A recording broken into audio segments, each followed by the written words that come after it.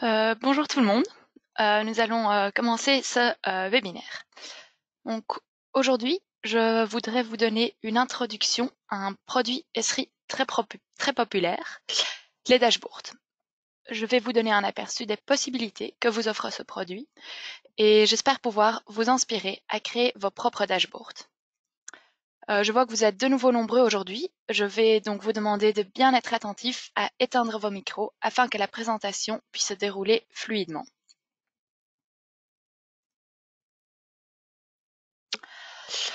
Commençons par parcourir le programme du webinaire. Dans l'introduction, je vous expliquerai dans quel but utiliser ce produit ainsi que qui peut y avoir accès et comment. Ensuite, nous passerons à une courte section théorique sur les principes de base et fonctionnalités du produit. Après la théorie, les exemples pratiques. Je vous en montrerai 5 afin d'illustrer différentes manières et situations pour utiliser ArcGIS Dashboards. Ensuite, nous passerons à la démo, durant laquelle je vous montrerai comment créer un dashboard et je montrerai également comment configurer certaines fonctionnalités. La section d'après sera pour vous expliquer où trouver des exemples supplémentaires qui peuvent servir de template afin de créer vos propres dashboards. Et comme toujours, nous finirons par une séance de questions-réponses. Si vous avez déjà des questions ou commentaires durant la présentation, n'hésitez pas à les écrire dans le chat. J'y répondrai également lors de la séance questions-réponses. Alors c'est parti. ArcGIS Dashboards, précédemment appelé Operations Dashboard, est le produit ArcGIS à utiliser pour créer un aperçu clair et rapide du statut actuel de vos données géographiques. Donc le produit permet de visualiser les données importantes dans une interface à page unique afin d'assimiler les informations en un clin d'œil. Comme beaucoup d'autres produits ArcGIS, aucune connaissance en codage n'est requise pour créer un dashboard. Le produit est donc à la portée de tout utilisateur d'ArcGIS.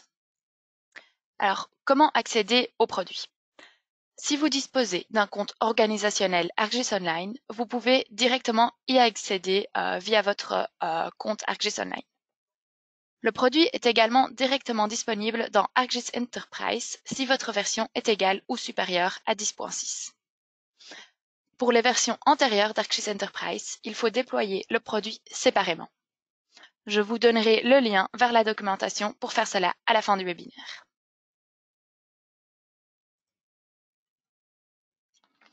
Donc, passons maintenant aux caractéristiques majeures de ArcGIS Dashboard. Je vais m'attarder sur 4 points. Le premier point est que dans un dashboard, on peut utiliser les données venant de sources différentes. Donc, ces données ne doivent pas forcément être présentes dans la carte du dashboard. Au fond, comme vous verrez plus tard, il n'est même pas nécessaire d'intégrer une carte au dashboard, même si cela est le cas le plus souvent. Un deuxième point est que le dashboard est mis à jour en temps réel. Ce point est une différence majeure avec le produit ArcGIS Insights. C'est pour ça que les situations dans lesquelles les dashboards sont utilisés concernent des données qui évoluent ou fluctuent en général. Donc par exemple, au niveau industriel, cela pourrait être le suivi d'agents et d'opérations sur le terrain. Au niveau environnemental, le recensement d'espèces ou encore la localisation et la gravité de catastrophes naturelles. Ou encore un autre exemple au niveau de la mobilité serait le suivi du trafic. Comme les données sont constamment mises à jour, une grande interaction peut être faite avec les applications de terrain. En effet, des changements enregistrés par des agents dans une telle application sur le terrain peuvent directement être affichés grâce à un dashboard ou tableau de bord au bureau. Alors le troisième point concerne la manière dont les données géographiques peuvent être affichées. Donc ArcGIS Dashboards propose pour ceci de combiner de multiples éléments, permettant par exemple de montrer des tendances grâce à des graphiques, de donner plus d'informations sur les entités grâce à la liste, ou encore de rapidement identifier un statut critique grâce aux indicateurs. Donc les exemples que je vous montrerai illustreront plus en détail ces différents éléments et je vais également en illustrer certains durant la démo. Finalement, le dernier point concerne l'interactivité. Donc, en effet, les différents éléments, donc les graphiques, cartes, listes, peuvent être liés entre eux afin qu'ils soient modifiés lorsque certaines données sont sélectionnées. Et l'ajout d'un sélecteur peut lui permettre de sélectionner quelles entités affichées dans le dashboard. Donc alors, maintenant, je vais passer aux exemples et grâce à ces exemples, je vais vous montrer un peu plus en détail tout ce qui peut être fait. Alors ici, voici notre premier exemple. Donc il s'agit de données enregistrées via l'application Waze et qui sont alors directement reflétées ici dans ce dashboard. Il s'agit donc de la ville d'Indianapolis. Donc je vous avais parlé ici d'indicateurs. Voilà, donc pour l'instant à Indianapolis, on est encore très tôt le matin ou même la nuit. Donc vous voyez que pour l'instant, il n'y a pas eu beaucoup d'alertes. Ici, on a une liste, on a des graphiques et on a une carte. Et donc, comme je vous avais dit, tout ça se trouve dans une seule interface. Pour pouvoir quand même ajouter plus d'informations sans que cette interface devienne trop chargée, on peut superposer des éléments. Et donc, par exemple, ici, on voit que certains éléments ont été superposés. Ici, on a une liste de toutes les alertes récentes. Et ici, dans cette liste, nous voyons toutes les alertes présentes dans la carte, dans l'étendue de la carte. Donc, si je change ici, on voit que la liste est mise à jour. Donc, ça montre déjà une première forme d'interactivité. J'avais également parlé de sélecteurs. Donc, ça, on peut en trouver ici en haut. Il y a un sélecteur dans le temps. Donc, ici, c'est sélectionné ces 10 dernières minutes. Et donc, je ne vais uniquement, donc je vais retourner ici dans récent. Je vais uniquement pouvoir voir les alertes enregistrées durant les 10 dernières minutes. Et je peux par exemple changer à la dernière heure et on voit tout de suite qu'il y a beaucoup plus d'alertes. Voilà, encore une autre forme d'interactivité pourrait par exemple être ici en sélectionnant ceci. Et ben voilà, tout le reste est mis à jour pour uniquement montrer les données qui font référence à des bouchons. Alors là, on va passer au deuxième exemple. Ici, c'est un sujet que nous connaissons très bien actuellement. Je pense que certains d'entre vous ont déjà dû voir des tableaux de bord similaires. Peut-être le John Hopkins qui montre le statut de l'épidémie actuelle au niveau mondial. Ici, il s'agit d'un tableau de bord qui a été fait pour la Belgique. Donc, c'est un sujet évidemment très intéressant à représenter dans le dashboard car on peut en même temps voir la répartition géographique, aussi les évolutions grâce au graphique et grâce aux indicateurs des nombres précis. De nouveau, je vais vous montrer quelque peu d'interactivité. Ici, on a ajouté la possibilité de sélectionner. Donc, je peux sélectionner via un rectangle. Je veux par exemple plutôt sélectionner la Wallonie. Et donc ici, on voit directement, ceci avait été mis à jour afin de représenter l'évolution en Wallonie.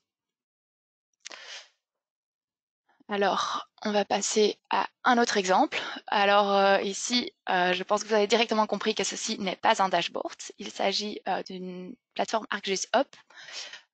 Et cette plateforme permet au fait de partager les données de votre portail avec le public. Et je vais vous montrer ici pour montrer l'interactivité qu'il y a entre les différents produits ArcGIS. Donc ici, si je viens sélectionner par exemple Public Safety, je vais explorer, on arrive sur une nouvelle page de l'ArcGIS Hub. Et on voit ici que dans cette page, un dashboard a été intégré. Donc, je vous avais dit précédemment, il n'est pas obligatoire d'intégrer une carte dans le dashboard, comme c'est le cas ici. Ici, on se focalise surtout sur des indicateurs qui montrent si certains targets ont été atteints ou pas. Et donc, on voit avec les couleurs, cela est rendu très clair et très homogène. Pour quand même ajouter plus de détails, de nouveau, on a ces éléments qui ont été superposés. On a un autre, donc nous avions déjà vu un sélecteur plutôt dans le temps. Ici, on a un sélecteur dans l'espace. Donc, je vais aller sélectionner une autre région. Et ici, tout est directement mis à jour. Alors, par exemple, un avantage d'avoir intégré cela dans l'ArcGIS Hub est qu'on peut facilement aller changer de dashboard pour voir d'autres données sur un autre sujet, mais c'est toujours le même style de dashboard.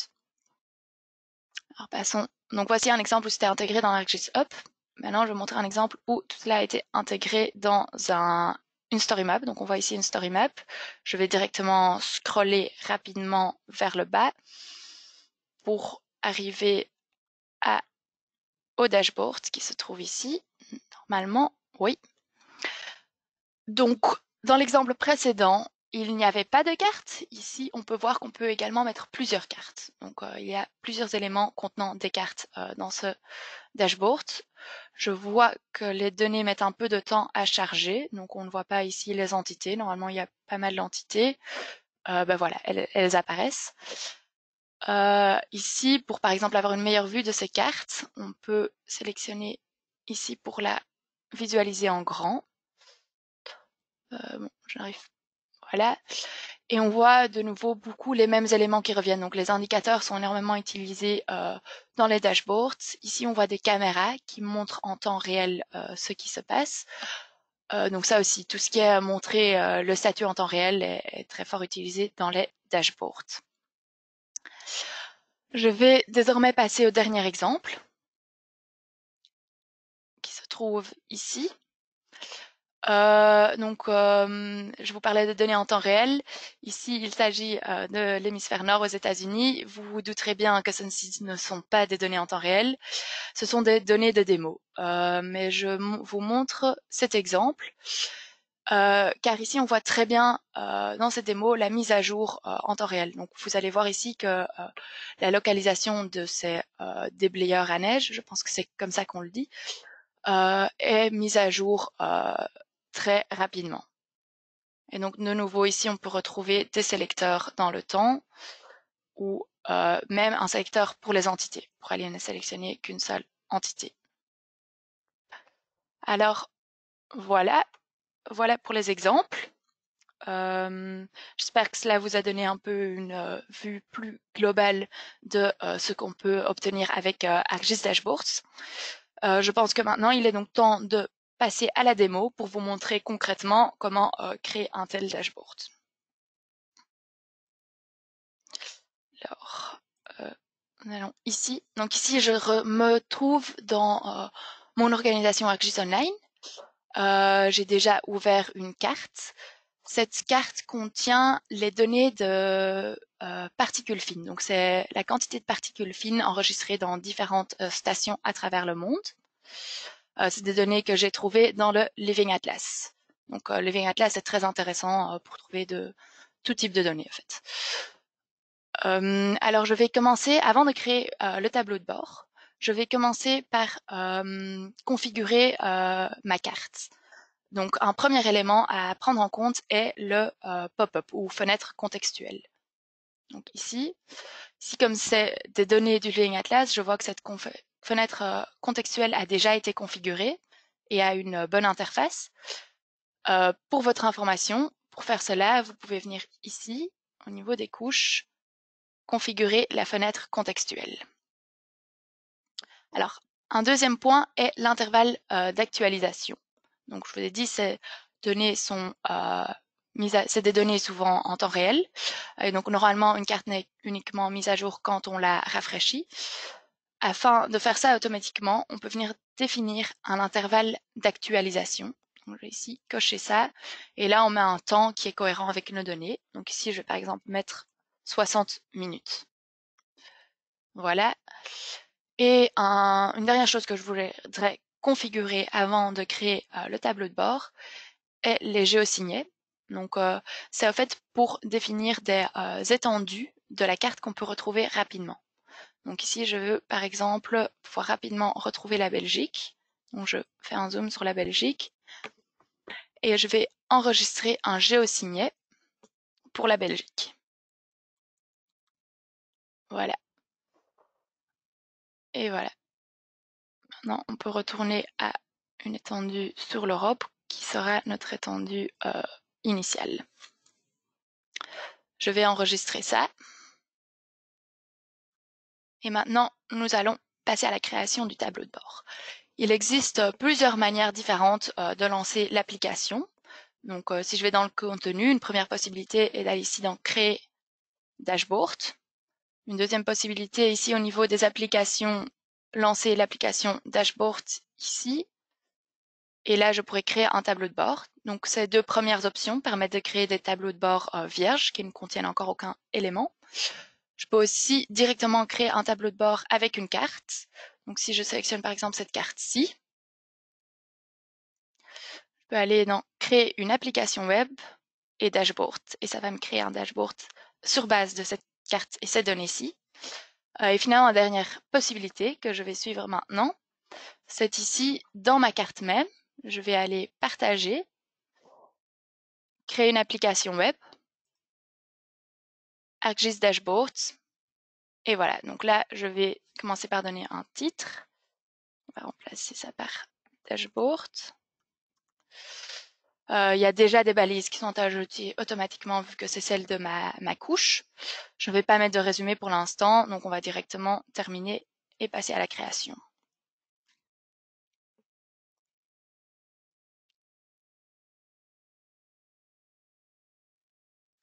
Donc voilà, je me retrouve ici dans l'interface de ArcGIS Dashboards.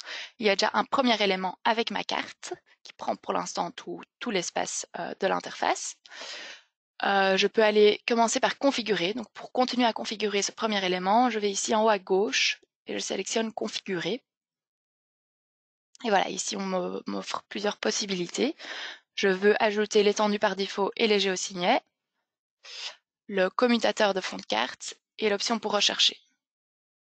Dans généralité, ici, je pourrais changer le nom, ajouter un titre ou les couleurs. Je vais laisser comme ça pour l'instant. Et les actions, je vous montrerai comment ça fonctionne plus tard. Donc, on voit ici à droite l'option pour rechercher, les géosignets et la bibliothèque de fond de carte qui ont été ajoutés. On va maintenant ajouter d'autres éléments. Je vais ici sur le plus. On voit ici tous les éléments qui peuvent être ajoutés. Je vais vous en montrer quelques-uns et n'hésitez pas à les découvrir de votre côté les autres. On va commencer par une liste. Alors, je vais commencer par sélectionner les données que je veux afficher dans ma liste. Je peux soit prendre les données déjà présentes dans ma carte, soit aller sélectionner une autre couche ici au niveau de mon organisation. Moi, je vais sélectionner ici cette couche-ci.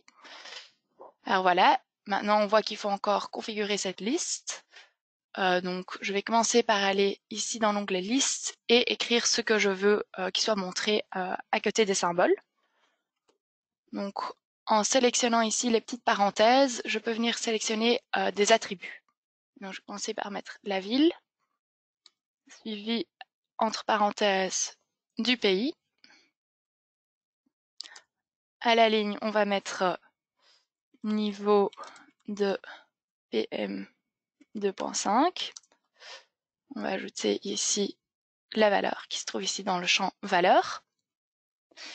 Je vais même ajouter, j'ai vu qu'il y avait un champ unité, donc je vais directement ajouter l'unité derrière. Et finalement, dernière mise à jour, on va ajouter le champ dernière mise à jour. Ça mettra en gras et en couleur. Voilà. Donc voilà ma nouvelle liste. Au niveau des données, je vais encore faire quelques changements. Donc déjà, quelque chose de très utile, c'est ici l'option afficher une table de données. Donc si je ne me souviens plus bien de quels attributs j'ai ou quels attributs je voudrais montrer, on peut ici rapidement afficher la table de données et je vois mes données et je peux plus facilement m'y retrouver pour configurer ma liste. On va retourner à l'aperçu. Moi, je vais ajouter un filtre afin de n'afficher que les données d'aujourd'hui. Donc je voudrais que dernière mise à jour soit aujourd'hui. Je vais augmenter le nombre maximal de données à 50. Finalement, je vais mettre également un tri pour voir d'abord les données les plus récentes. Donc, dernière mise à jour décroissant. Voilà. Au niveau généralité, comme le nom l'indique, ce sont des configurations plus générales. Je vais enlever ici le texte en bas. Là, on avait un texte dernière mise à jour. Comme vous pouvez voir, je vais l'enlever. Je pourrais mettre un titre. Je ne vais pas faire ça pour la liste. Je vous montrerai ça pour d'autres éléments. Et les actions, ce sera de nouveau pour plus tard. Terminé. Et voilà notre deuxième élément. Je vais sauvegarder et créer un nouvel élément qui sera ici une jauge. Je vais de nouveau prendre les mêmes données. Alors ici, je vais commencer par indiquer le niveau de ma jauge que je voudrais. Et donc pour ça, je vais mettre un filtre et je voudrais comme condition que la valeur soit supérieure à 55. Comme ça, je n'affiche que, je fais seulement le compte des stations qui ont une valeur élevée en particules fines. Voilà, on voit qu'il y en a 100. Par contre, la valeur minimale et maximale ne sont pas encore cohérentes. La valeur minimale, je vais la garder à 0. Par contre, la valeur maximale, je veux qu'elle représente mon total. Donc ici, ouais, voilà, là c'est bien mis à jour. On voit au total, il y a 3600 stations et il y en a 100 qui enregistrent une valeur en particules fines supérieure à 55 microgrammes par mètre cube. Ici, au niveau de la jauge, je peux la configurer. Je préfère avoir une jauge en forme de mètre et en demi-anneau. Voilà, ça plus visuel. Je peux aller changer de nouveau la couleur du texte, assez traditionnel. Dans la généralité, je vais de nouveau aller enlever cette option-ci. Et je vais ajouter un titre cette fois-ci. On peut prendre donc nombre de stations où PM 2.5 est supérieur à 55 microgrammes par mètre cube. Voilà, j'ai ajouté un titre. Et je vais terminer cet élément. Alors, ici en haut, je peux venir déplacer mon élément pour venir le placer autre part, par exemple, au-dessus de la liste. Comme ça, et continuons à ajouter des éléments. Par exemple, une légende. Voilà, la légende demande beaucoup moins de configuration. Je vais d'ailleurs simplement la laisser comme ça. Terminé. Et voilà, ma légende a été ajoutée. Je vais venir la placer à côté de la carte. Bon, il est un petit peu lent à réagir. Voilà.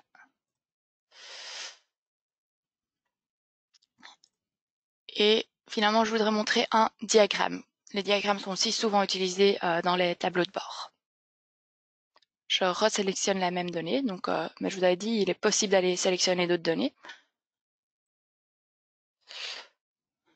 Alors, si en catégorie je choisis entité, ça va me permettre de définir un axe des X, donc un champ de catégorie, et un axe des Y, un champ de série. Donc en catégorie, je vais prendre mes villes. Et en série, je voudrais voir la valeur en particules fines pour chaque ville. Voilà. Bon, pour l'instant, ça fait énormément de données. Donc, je vais limiter le nombre maximal de catégories à seulement 5.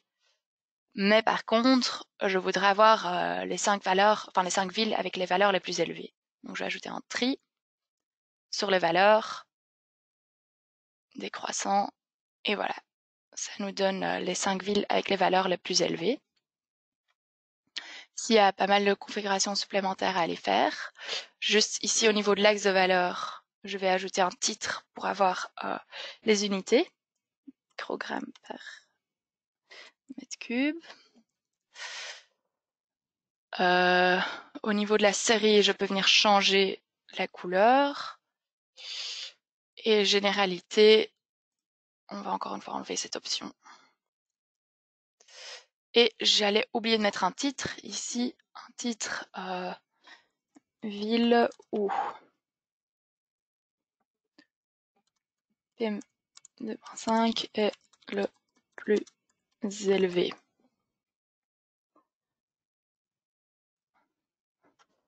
Terminé. Je vais venir déplacer ici. Donc, si je voudrais par exemple superposer des éléments, je peux venir ici empiler les éléments. Je vais la laisser là maintenant. On va réajuster pour que l'interface soit un petit peu plus sympa. Alors, le dernier élément que je vais ajouter est un en-tête. Ici, en-tête. Mettre le titre, qualité de l'air. Changer les couleurs.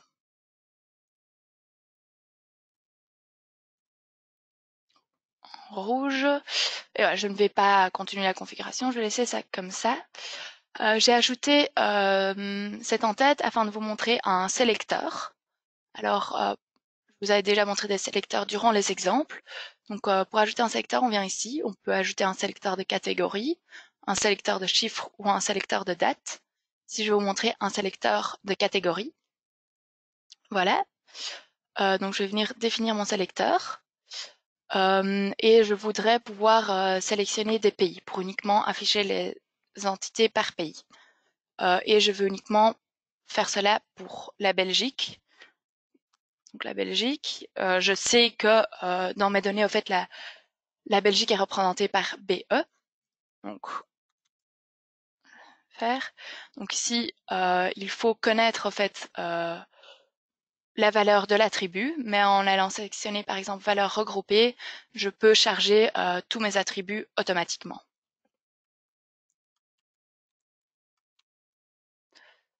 Voilà, on va mettre pays. Je vais sélectionner une barre de boutons. Donc on voit ici que tout se met directement à jour. Et je voudrais pouvoir sélectionner plusieurs pays en même temps.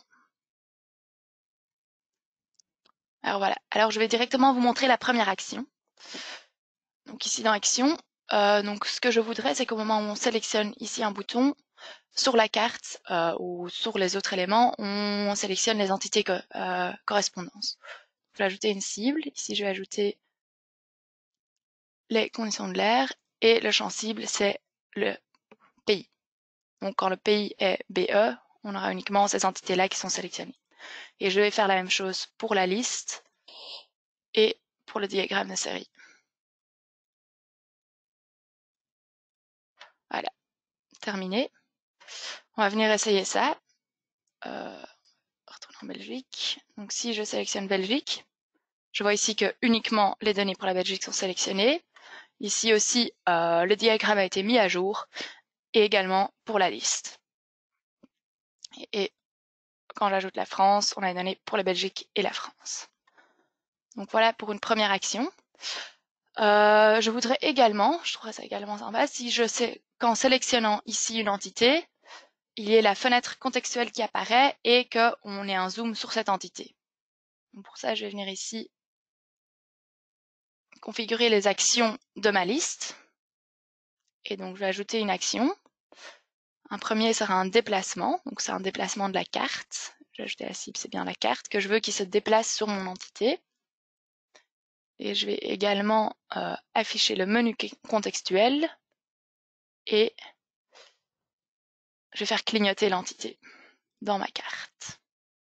Voilà, terminé. Et donc maintenant, en sélectionnant cette entité, on a vu ici un zoom, l'affichage de la fenêtre contextuelle et une sélection de la donnée.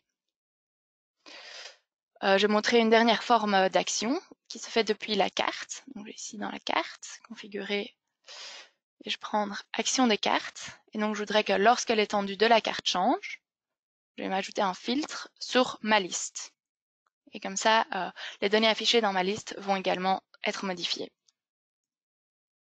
Et donc, on va venir tester ça. Donc, si je vais par exemple utiliser mon géosignet Belgique, on retrouve un zoom sur la Belgique et on voit ici que uniquement des stations Belgique, de la Belgique et des alentours sont affichées. Alors, on va encore recevoir le tableau de bord. Alors, j'ai fini toute ma configuration. Évidemment, il y a bien plus de possibilités. Ça, je vous laisse découvrir par vous-même ou en vous inspirant de dashboards existants. On va aller voir à quoi ça ressemble. Ici, on a le lien. Je vais copier le lien.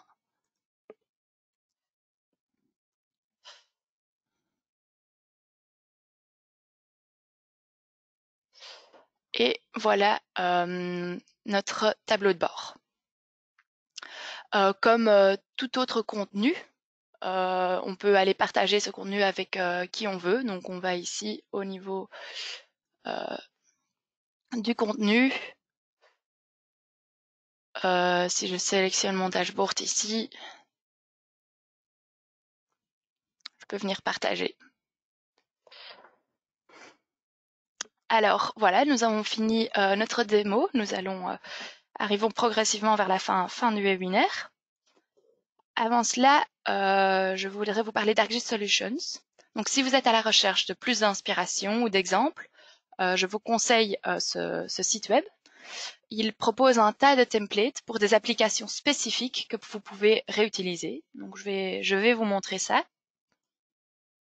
Ici, on se trouve au niveau de la galerie de ArcGIS Solutions. On voit ici beaucoup d'exemples qui ont déjà été configurés. Donc je peux ici aller choisir de montrer les dashboards qui se trouvent ici. Et là, je peux aller choisir des thèmes. Par exemple ici, Fire Service.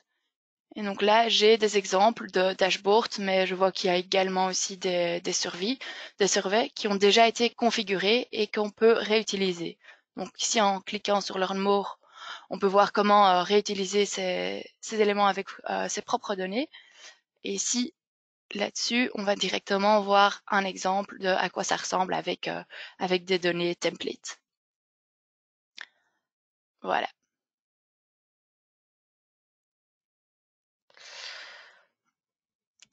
Finalement, voici quelques liens vers des ressources supplémentaires qui peuvent être utiles si vous souhaitez approfondir vos connaissances ou si vous avez des questions.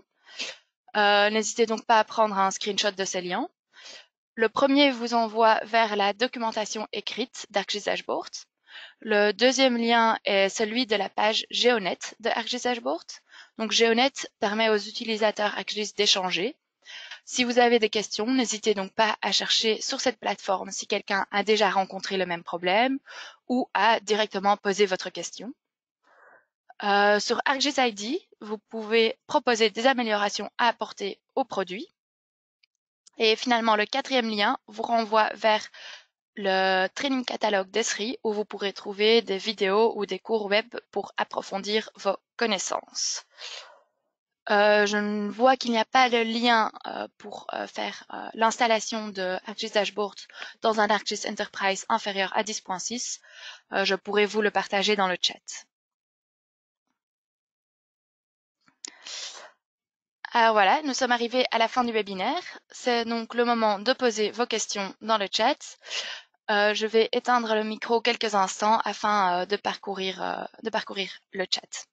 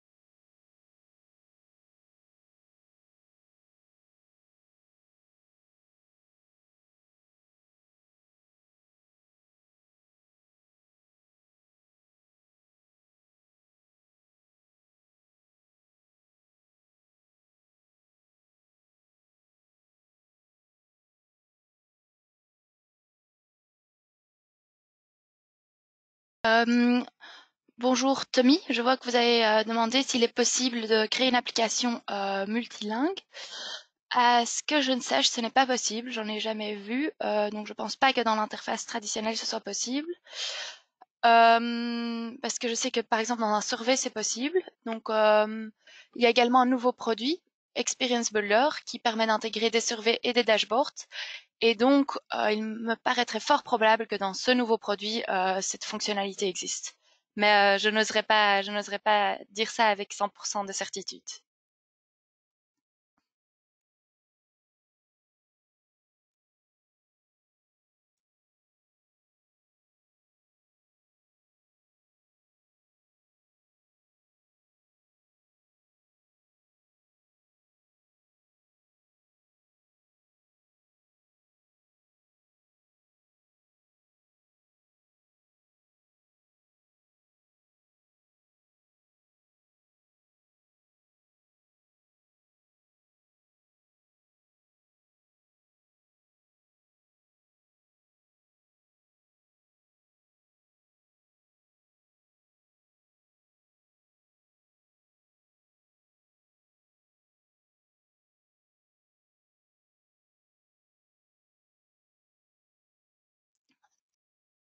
Vois qu'Adrien nous a partagé un lien intéressant pour la création d'applications en plusieurs langues. Donc, n'hésitez pas à consulter ce lien pour avoir plus d'informations là-dessus.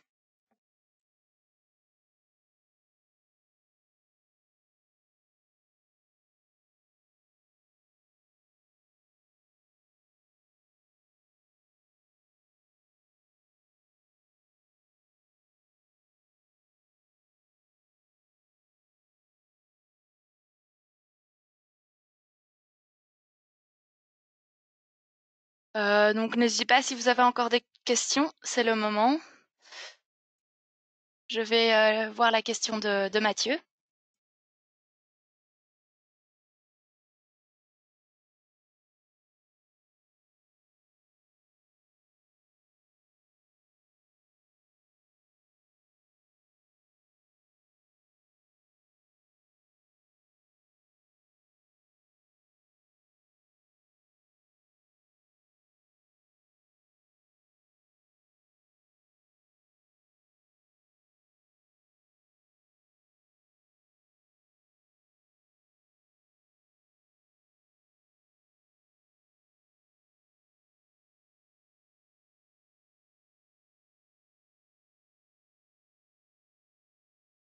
Alors Mathieu, je n'ai moi-même pas encore testé toutes les possibilités de faire des sélecteurs. Donc je vous ai montré, il y a plusieurs types de sélecteurs et plusieurs manières de configurer cela.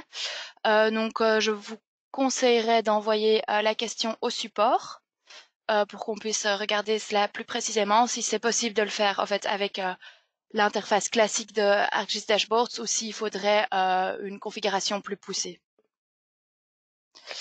Et alors, Bruno, en fait, ça va très vite. Donc là, comme vous avez vu, c'est une interface vraiment intuitive. Donc, le temps pour arriver à créer son premier dashboard est très rapide. Je pense qu'en 1 heure, c'est possible. Alors, pour aller rechercher plus des fonctionnalités plus précises, alors là, on peut commencer à creuser un peu plus loin et à y passer un peu plus de temps à jouer, au fait, avec l'outil.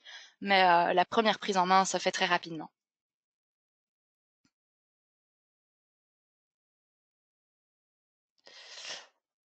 Euh, Donc Tommy, le nouveau produit s'appelle le Experience Builder. Donc voilà, Water l'a mis en commentaire en dessous avec le lien vers ce nouveau produit. Donc c'est un produit qui en fait combine plusieurs applications existantes déjà de ArcGIS.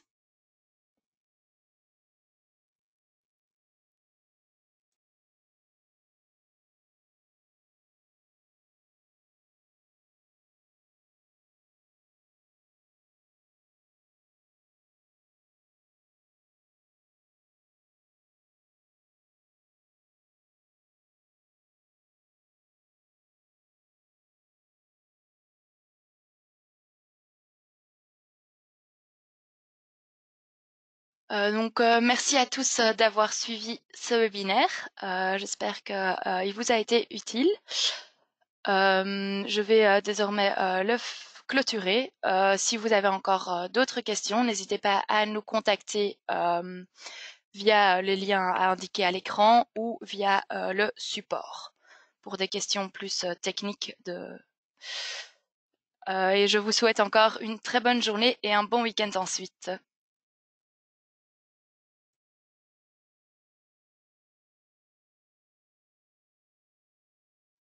Alors Mathieu, je vois que vous demandez l'enregistrement. Celui-ci va en effet être disponible durant le courant de la semaine prochaine et vous devriez en être averti par mail.